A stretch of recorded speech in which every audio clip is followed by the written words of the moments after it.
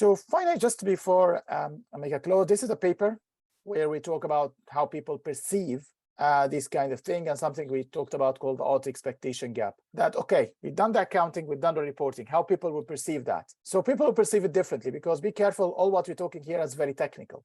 But also the public we are addressing or we're speaking to, they're not having any knowledge about that. So we're trying to do a discussion here. I'm trying to do a study. We're trying to compare between what the auditor's responsibilities and what the expectations of academics, bankers, investors. And we pick these three these three types of participants because they are aware, at least they have the minimum level of knowledge. And what we find was very interesting. We're trying to focus on the unaudited disclosures, which is, we categorize them into 8 categories. And these 8 categories, like general information, market information, risk management, financial, HR, research development, environment, and corporate governance. And all this information are mandated by the 17 United Nations SDGs. So we're trying to design an index, and that's what we got here in the index. So for example, in the market, we looked at the size, supplier information, market information. Of course, I'm not going to go through all of that. Financial disclosure, risk management, general disclosure. To give an idea, all this information, by the way, is non-mandatory, which means it is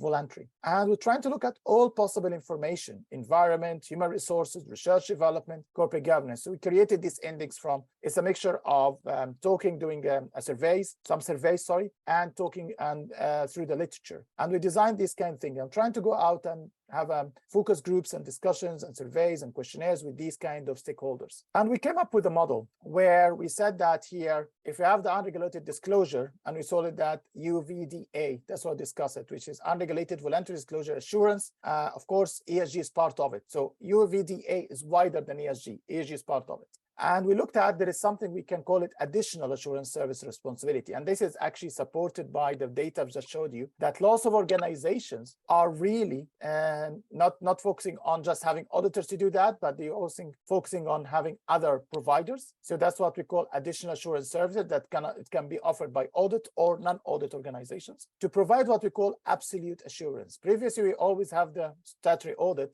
saying we need only to provide what we call the reasonable assurance. Here we talk about absolute assurance. But to do that, we need to look at various levels of data and various levels of technology. So this is the outcome of the results. We found that this is the additional assurance service need to be performed using audit data analytics, EDA tools. This is to be extended beyond the statutory audit. But when we asked audit about them, we found that auditors love numbers. This is evidence, but when you ask them about these 8 categories, which category would be more comfortable on auditing, they told us financial risk management. And we looked at it and we've done some interviews and we found, yeah, because it's about numbers. So you need to be careful. We're sitting here, we talk about these things, but be careful that auditors might not be feeling comfortable in doing this type of audits. That's why you can justify why lots of clients or lots of organizations went out to the market to ask other organizations other than audit firms to do the job. Might be because some resistance from audit firms to do it because they're not having this knowledge.